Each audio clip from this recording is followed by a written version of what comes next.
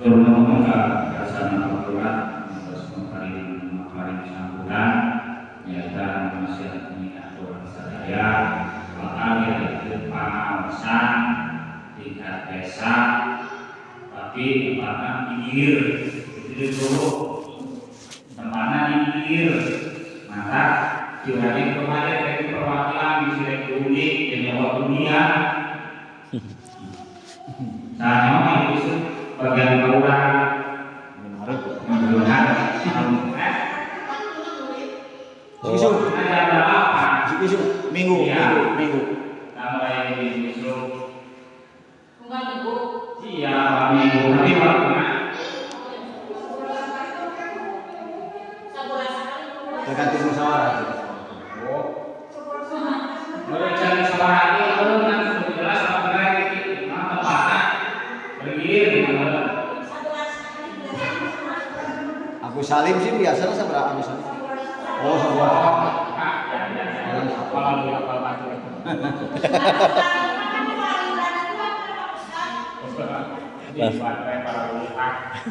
Oh, sebulan sekali, berarti kan minggu sekali. Oh iya ibu, pokoknya eta program perubahan dilanjutkeun. Belakang ada mangga di alasian teh tabutuna.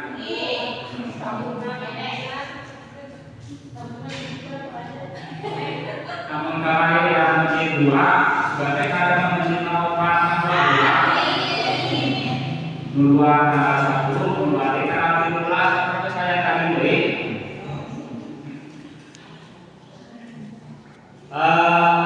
Saladina anak yang bersama Kiki aturan maksud insya Allah.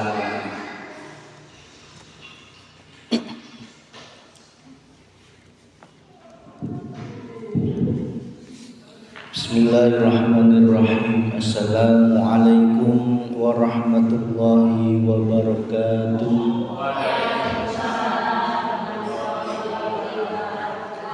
Ila hadratin Nabi Mustafa Rasulullah Muhammad sallallahu alaihi wasallam wa ala alihi wa alihi wa dzurriyyati wa sahabati wa tabi'in as-salihin wal ulama wal awliya Hasan Syahadul Qadir Jailani wa ila ruhi al-mahmud baqi al-jikan dan asuli wa ila ruhi al-mahmud Bapak Ustaz Yunus Ustaz Muhammad Al-Qari wa ila ruhi jami'al kubur muslimin musliman wal mu'minina wal mu'minat khususan fi qaryati khusus siluman desa Sadahayu Allahumma ghfir lahum warhamhum wa'afihi wa'afwanhum al-Fatihah. A'udzu billahi minasyaitonir rajim. Bismillahirrahmanirrahim.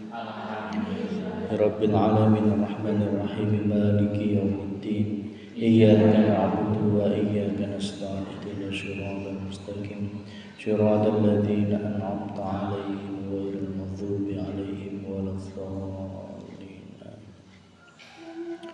Bismillahirrahmanirrahim. Alhamdulillahirabbil alamin. Alhamdulillahi ala nikmatil iman. Alhamdulillahi ala nikmatil islam. Asyhadu an la ilaha illallah wa asyhadu anna Muhammadar Rasulullah. Allahumma shalli ala sayyidina Muhammad wa ala ali sayyidina Muhammad sallallahu alaihi wasallam. Yang dimuliakan Allah, beliau Bapak Imam Masjid Al-Makkah. Yang dimuliakan Allah, beliau Bapak Lurah Sadahayu. Dan kita doakan semoga beliau dan juga seluruh keluarganya, anak keturunannya senantiasa mendapatkan perlindungan dan ridho Allah Subhanahu wa taala. Yang dimuliakan Allah, ibu-ibu, jamaah, adik-adik yang hadir pada kesempatan Rabu sore, alhamdulillah kita dapat berkumpul kembali. Pertemuan Rabu ini alhamdulillah semoga senantiasa dengkapna urang sadayana menanggu ridhonya Allah Subhanahu wa taala. Amin ya rabbal alamin.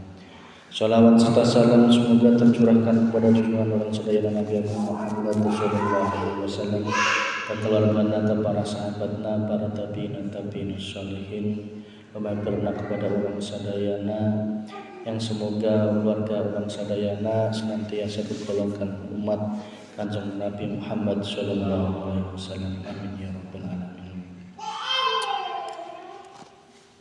Alhamdulillah, pada kesempatan ini kita masih masuk bulan Dzulhijjah, masih ya? Alhamdulillah. Kemarin mencit berapa ekor sapi di sini? Tiga kambing 4. 3 sapi, kambing 4. kambing 4. Alhamdulillah. Total di dusun Siluman 3 sapi, kambing 4.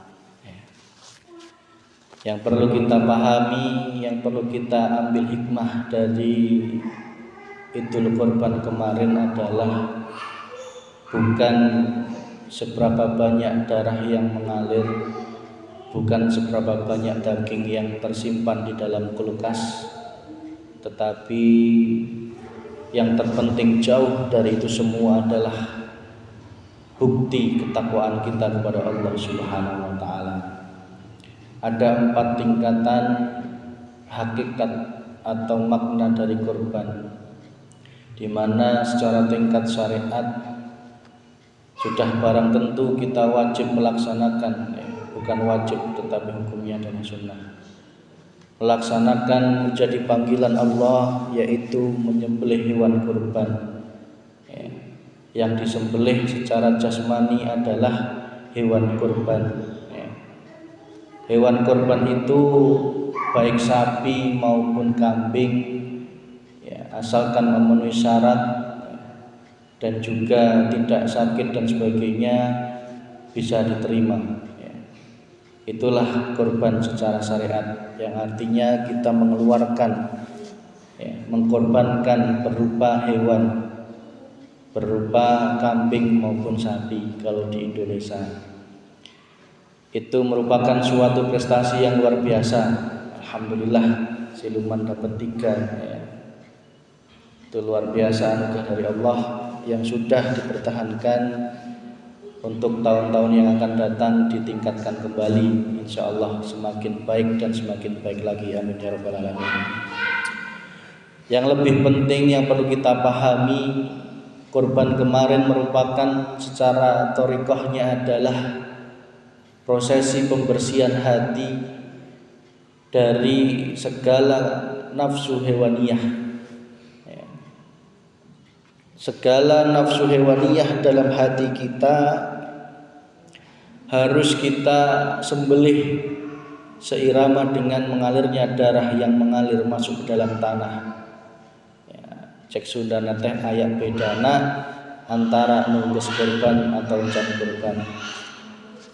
Bagi yang sudah korban maupun yang belum korban, hendaknya sama-sama menyembelih nafsu hewaniyah dalam diri kita, karena manusia itu lengkap. Malaikatnya ya kadang ayah ya, hewannya ya kadang ayah ya, jinnya ya kadang ayah, sering ya. Lengkap ya. Itulah manusia. Kenapa dinamakan makhluk yang paling sempurna? Karena dalam diri manusia itu lengkap ya. Ada nafsu hewaniyah salah satunya. Nafsu hewaniyah yang merugikan diri kita itu harus kita sembelih ya. Apa itu nafsu hewaniyah? Nafsu hewaniyah itu adalah nafsu ketika diri kita lupa akan sifat kemanusiaannya ya. Nafsu hewaniyah, rata-rata hewan itu serakah. Kebanyakan hewan itu tidak tahu mana rumput majikannya, mana rumput tetangga ya. Maka perlu kami sampaikan bahwa hakikat korban kemarin, hendaknya setiap umat Islam senantiasa menyembelih nafsu hewaniyah dalam dirinya ya. Merasa ingin menang sendiri, benar sendiri ya. Seruduk sana, seruduk sini ya. Itu semua nafsu hewaniyah harus kita tumpas babat habis. Maka bersyukurlah kita umat di akhir zaman ini oleh Allah didatangkan Rasulullah Muhammad SAW. Bayangkan jika akhir zaman Allah tidak menurunkan Rasulullah, Ya, bayangkan seperti apa keadaan umat. Umat pasti akan semakin gelap gulita. Ya. Mohon maaf, umat itu harus ada yang nuntun. Umat itu harus ada yang mencontohi. Umat itu harus ada yang memberikan dorongan, memberikan contoh dan memberikan ilmu. Itulah yang dinamakan Rasulullah masa kini. Kalau boleh saya analogikan, ibu-ibu nyahok sapi, ya, ulah marah ya lamun orang ngomongin sapi ya. Sapi itu kira-kira lamun di kandang, lamun kerjaannya tidak ada yang menuntun, berarti sapi itu akan selamanya ada di kandang. Ya. Dia kerjaannya nerima rumput dari majikannya. Kalau sudah makan pasti buang air besar emang bisa.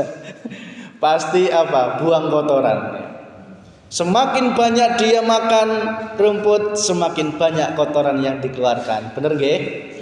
Ya. Bayangkan jika umat manusia tidak ada yang menuntun, semakin banyak dia syahwatut dunia, cinta terhadap dunia, kehidupannya hanya untuk mengais rezeki, mencari dunia, mencari harta, tahta, jabatan, wanita, berarti semakin banyak pula dia mengeluarkan kotoran. Kotoran itu apa? Lambang dosa kita. Ya. Kenapa loh? Bukankah yang namanya mencari rezeki itu adalah suatu ibadah, Mas Vicky? Betul. Jika hati kita sadar bahwa semua itu adalah datangnya dari Allah Subhanahu wa ta'ala. Tetapi manakala dalam kita bekerja, dalam kita mencari makan rezeki, ya, kehidupan sehari-hari, hati kita selalu berbalut nafsu, hati kita, ruh kita ikut mencintai dunia itu, maka disitulah letak kemusyrikan kita kepada Allah. Ingat, Allah itu Maha Pencemburu.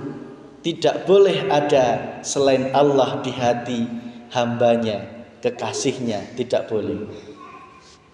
Semisal seorang bapak-bapak yang mencintai istrinya, apakah bisa dikatakan setia manakala di hati bapaknya ada cinta lain dalam hatinya? Apa bisa dikatakan setia? Tidak. Dia bilang selalu setia, selalu mencintai istrinya, tetapi diam-diam hatinya ada cinta yang lain dalam hatinya. Berarti cintanya cinta palsu.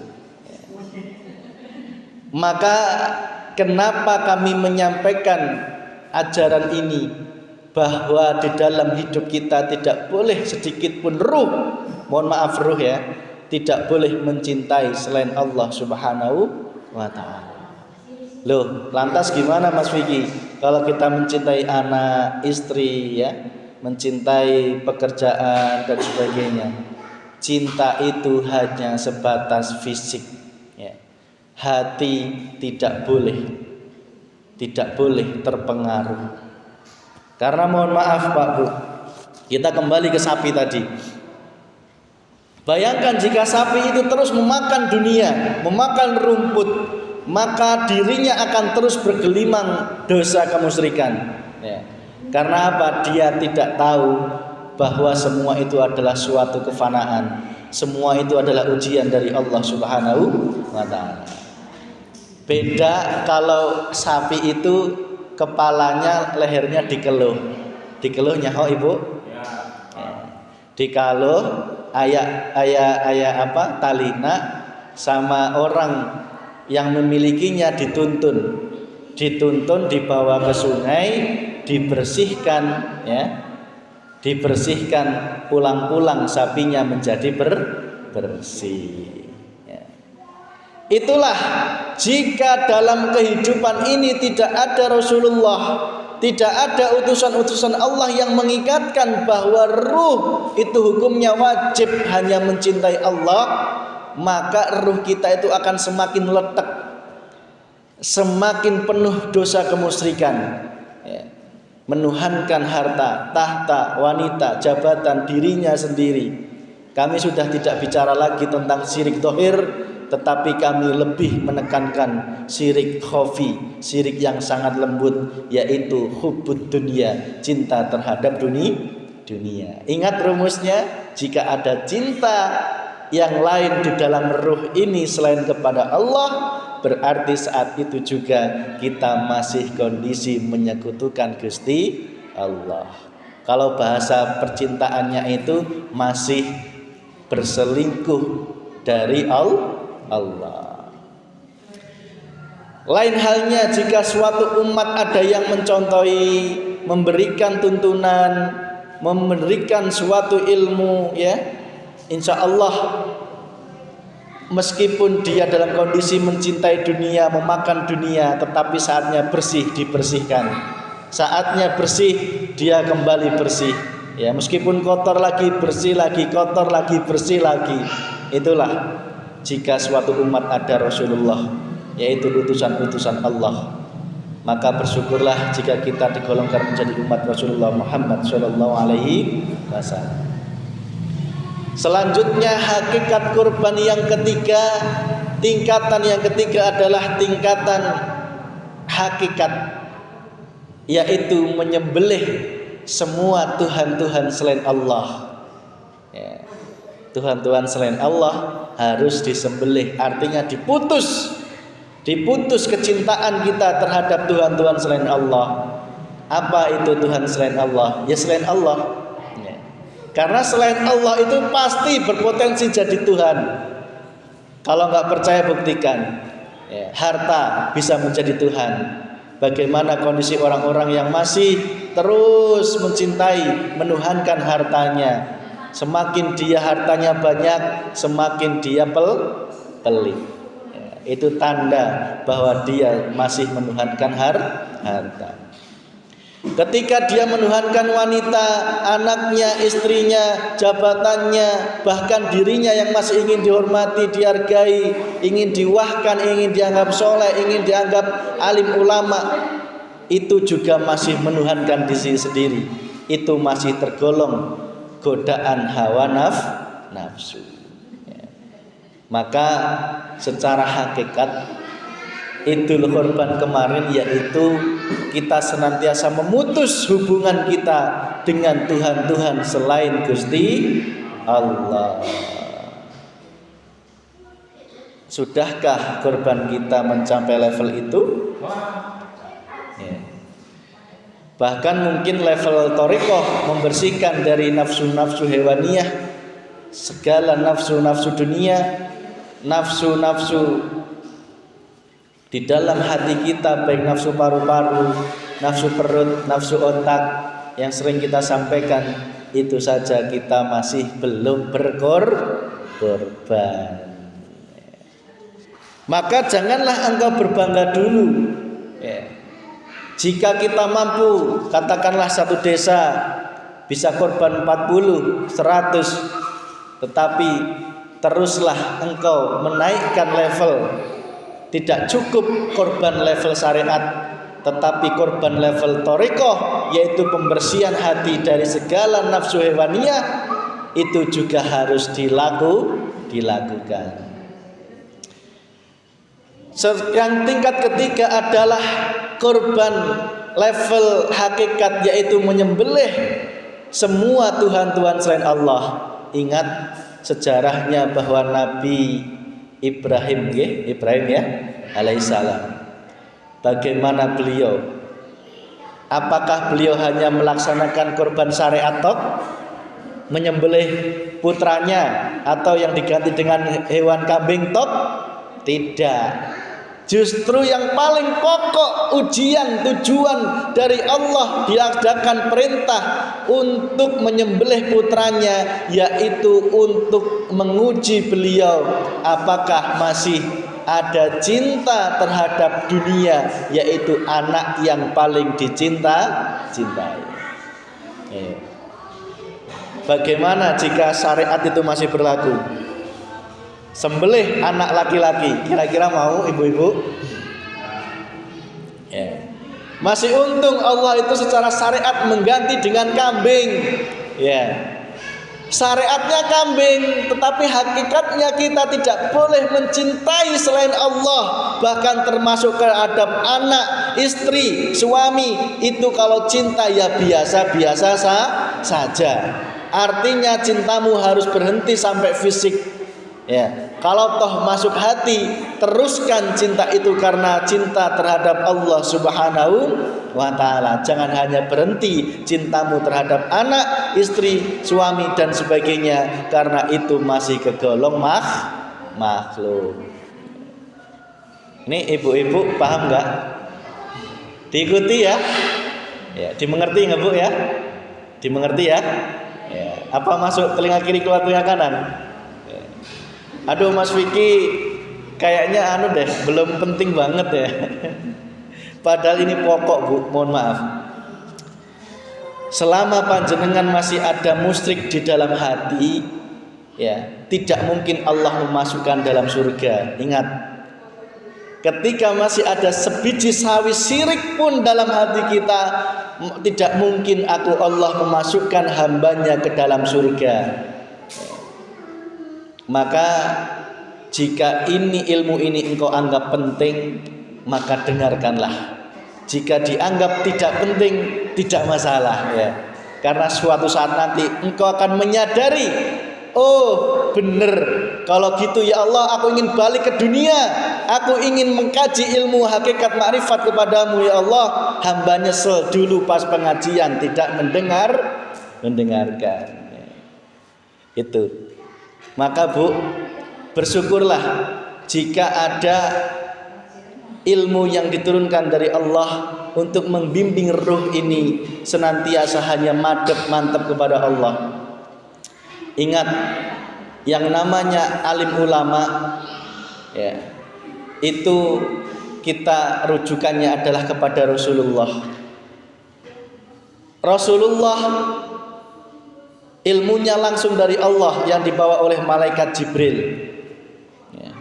Rasulullah gelasnya geus pepes, ya, sering saya menyampaikan. Tetapi air cairnya Rasulullah dituangkan kepada para sahabat, ya, yang 4 diantaranya menjadi khalifah Abu Bakar, Umar, Utsman dan Ali. Para sahabat ini akhirnya sudah wafat, airnya Rasulullah dituangkan kepada tabi'in. Siapa itu tabi'in? Yaitu orang yang tidak sempat ketemu Rasulullah, tidak sempat belajar langsung kepada Rasulullah, tetapi belajarnya kepada para sahabat. Tabi'in as-solihin itu juga ada di sebelahnya. Kalau dari keturunan Rasulullah namanya habaib atau habib, tetapi kalau bukan dari keturunan Rasulullah, itulah yang dinamakan tabi'in maupun habaib itu dibagi 2. Ada yang solihin, tabi'in as-solihin, dan tabi'in ghairus solihin. Apa bedanya? Tabi'in as-solihin yaitu yang terus mengalirkan cairnya Rasulullah full, baik syariatnya, tarekatnya, hakikatnya dan makrifatnya untuk Allah Subhanahu wa ta'ala. Tetapi ulama yang tabi'in ghairus solihin, inilah yang masih ragu-ragu, yang masih ditutup-tutupi, yang masih belum menyampaikan babakan ilmu tarekat, hakikat makrifat di tengah-tengah umum, ya. Karena masih merasa ini bisa menjadi fitnah, ini bisa menjadi hal yang tabu. Padahal sesungguhnya Rasulullah itu mengajarkan 4-empatnya secara sempurna. Maka bagaimana hal ini menjadi penting?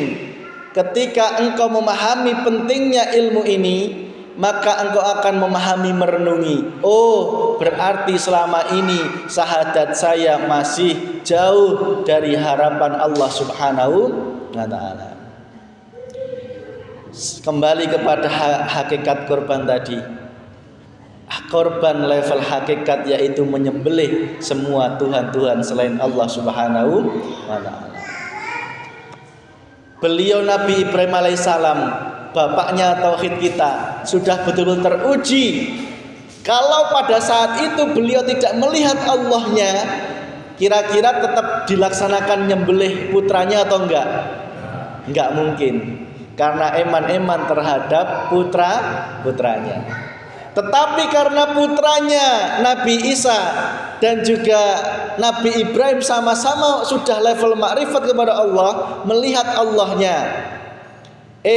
Yang memberikan perintah juga Gusti Allah. Kalau memang saya sebagai anak harus sembelih, ini pun juga Allah. Yang nyembelih pun juga Allah. Segitu dahsyatnya makrifat beliau, memandang semua af'al, baik yang merintah, baik yang menjalankan, baik yang disembelih, sejatinya semua itu dalangnya yaitu Gusti Allah. Hatinya sudah memandang ke situ beliau.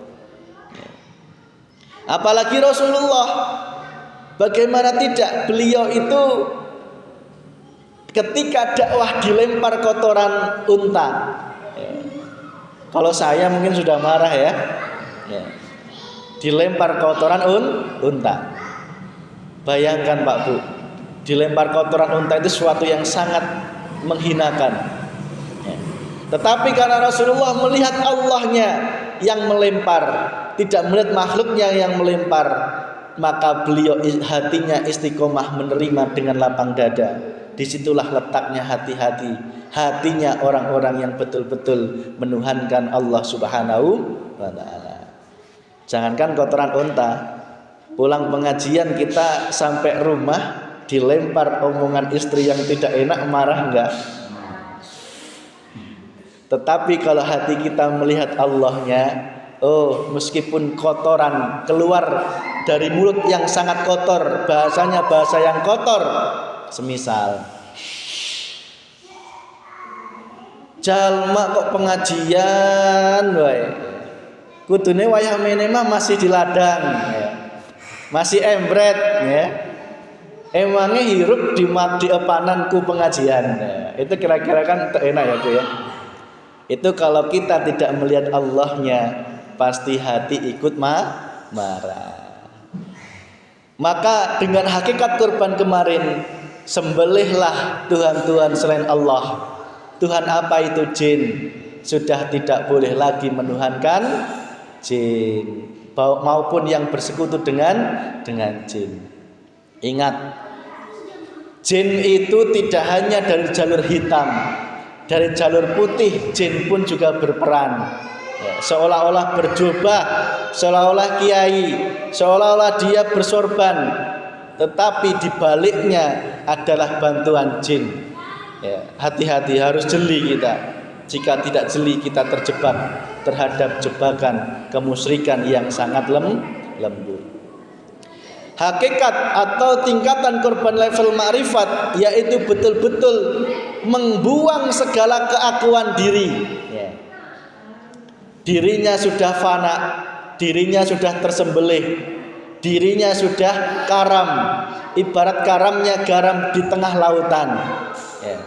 Sudah tidak lagi memandang yang berbuat alam semesta ini adalah dirinya makhluk, tetapi yang ada dalam hatinya bergelora, aku Allah yang berperan atas segala sesuatu, bukan akunya makhluk. Dah, itu tingkatan yang sudah luar biasa. Ya minimal kita untuk korban syariat kudu bisa menangkan. Siapa yang tahun yang akan datang punya niat korban? Siapa? Level syariat coba ini. Ada? Pengen niat. Mas Vicky mah gampang. Ya, gaji mah tinggal aya gitu kan. Atau orang teh kumaha ya. Gampang Bu, tak jawab. Jika engkau merasa keberatan 2,5 juta sekaligus, maka masih ada waktu 1 tahun. Jika 1 tahun ini engkau mampu menabung, salaki embret 75.000, sing 50 jeng beli bea. Sing 20 jeng beli sayur ya, minyak dan sebagainya. Sing 5.000 dicemplungkan untuk tabungan korban tahun yang akan datang. Coba 5.000 berat apa enteng? Ibu-ibu setiap hari ayah ente sisa 5.000 ayah ente. Sisa 5.000 ayah ente dipaksakan. Emin Pak. Ternyata emin ya.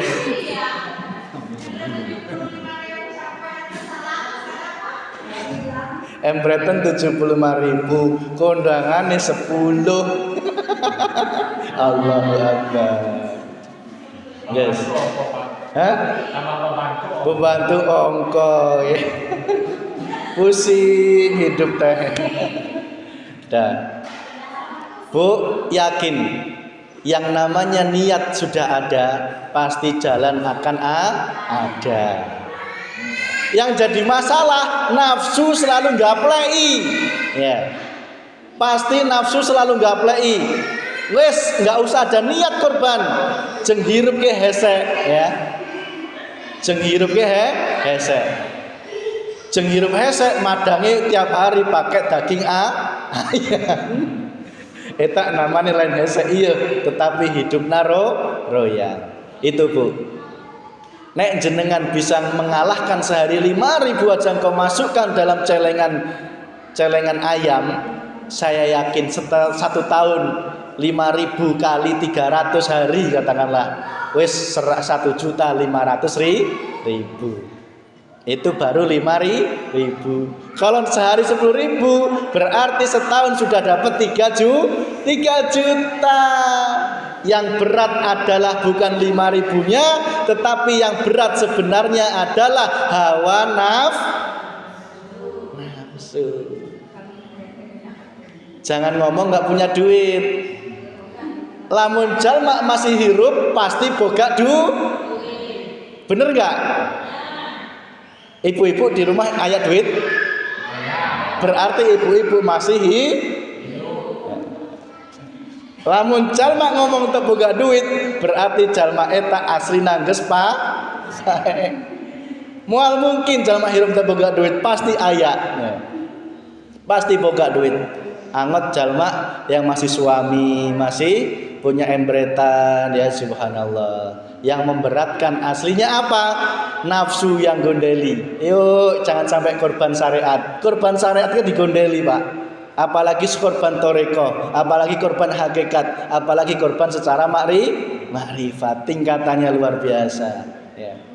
Maka ibu-ibu yes, tak doakan siapa yang detik ini punya niat dalam hatinya tahun depan korban ya, tak doakan insya Allah rezekinya makin lancar. Amin. Suaminya makin barokah pekerjaannya ya. 5.000 tiap hari atau 10.000 pasti enteng dicemplungkan karena apa? Geus boga niat. Jeung buktikan. Siapa yang detik ini sudah muncul gretek, mosok sih orang teh kalah. Buktikan dong meskipun aing atau saya indeng-indeng katakanlah. Saya akan membuktikan saya bisa korban. Untuk apa? Menampar orang-orang yang kaya tetapi tidak mau korban.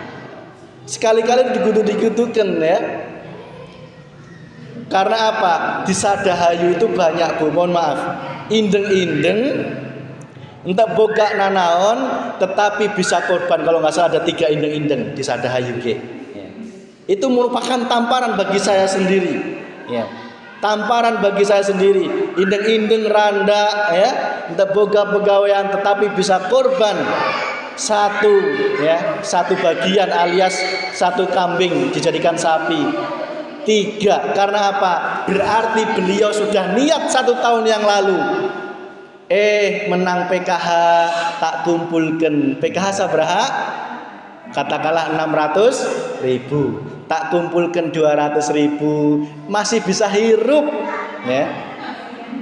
Madang pakai budin jeung sambel cowel, alhamdulillah. Sing penting niat saya, karena apa? Untuk umroh berat, Bu. Ya, umroh berat, haji semakin berat. Minimal tiap tahun kita ada niat untuk itu sudah luar biasa. Ya.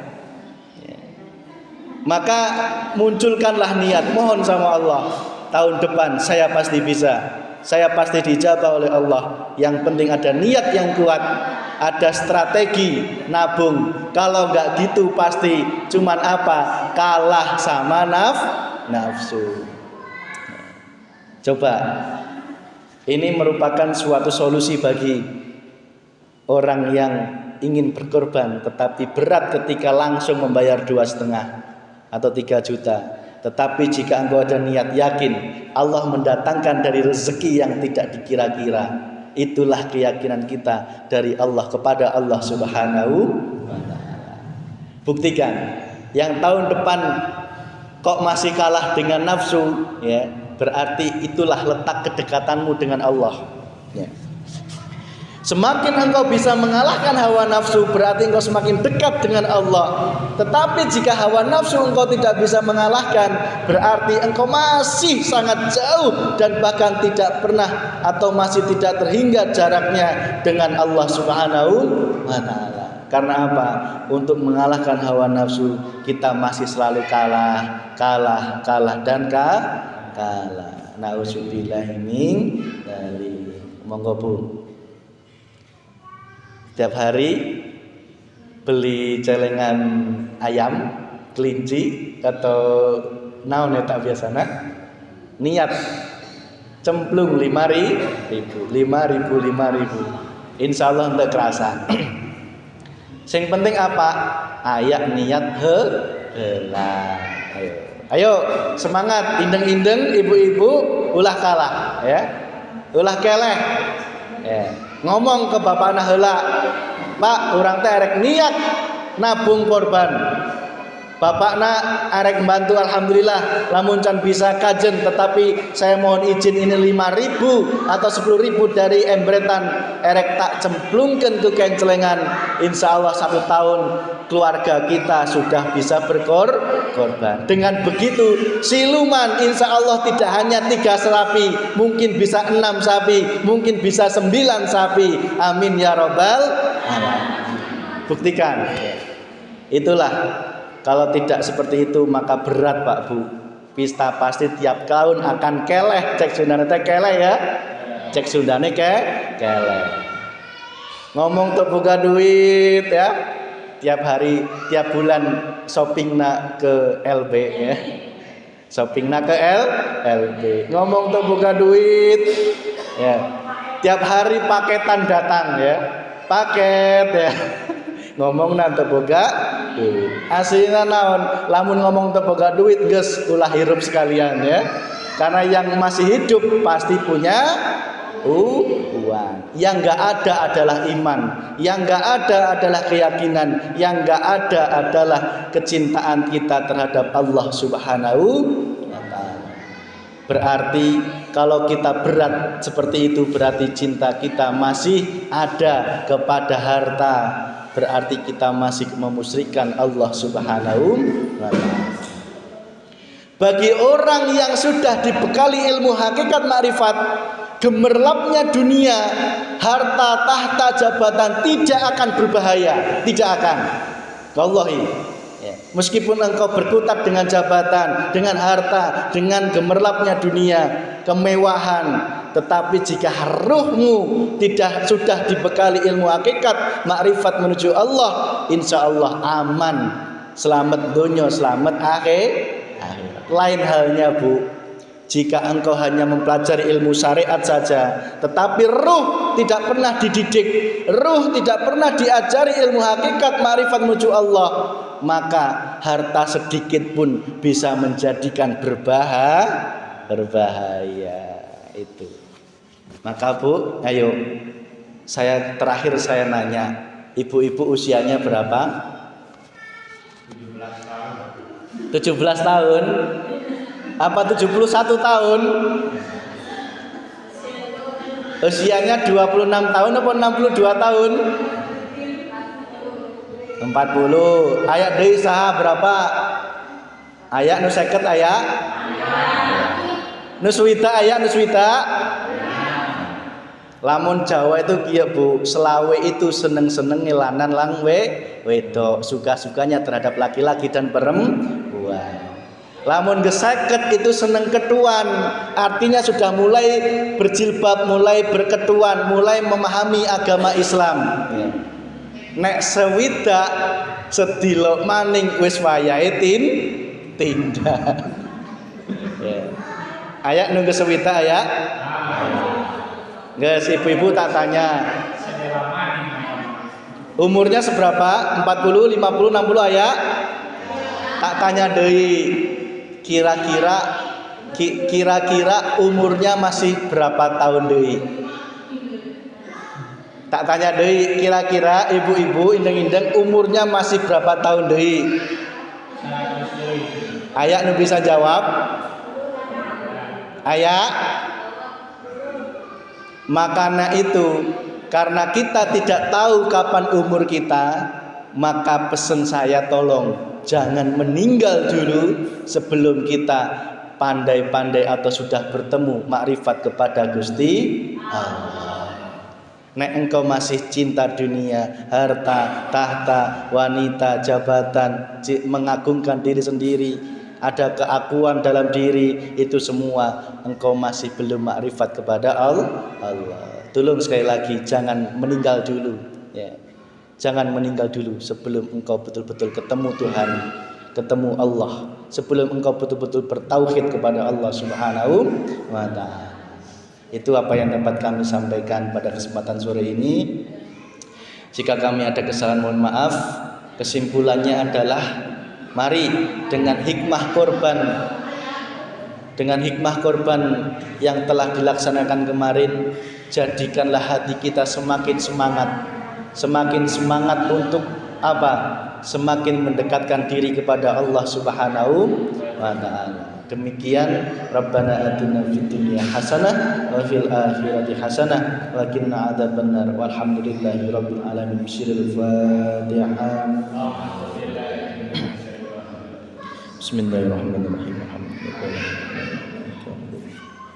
Iyyaka na'budu wa iyyaka nasta'in. Ihdinas siratal ladzina an'amta 'alaihim ghairil maghdubi 'alaihim. Terakhir kami berpesan, sebenarnya ruh kita ini terjebak Bu. Ruh kita ini sejatinya asalnya dari Allah, tempatnya di surga. Dan ruh ini sejatinya ingin kembali ke Allah, ingin kembali ke surga. Tetapi karena masih terjebak di dalam jasad, maka ruh kita ini kasihan sebenarnya. Contoh, ruh pengen korban, tetapi jasad mengatakan iman. Ruh pengen pengajian, tetapi jasad mengatakan lagi kecapean. Aslinya ruh kita itu kasihan Bu. Ya. Karena kasihan, maka teruslah engkau didik dengan ilmu hakikat ma'rifat kepada Allah. Carilah guru-guru yang mengajarkan tentang ilmu ini, yang jalurnya tabi'in as-sholihin, yang akan memberikan pencerahan hati kita untuk semakin bermarifat kepada Allah Subhanahu wa ta'ala. Demikian apa yang kami sampaikan. Wassalamualaikum warahmatullahi wabarakatuh.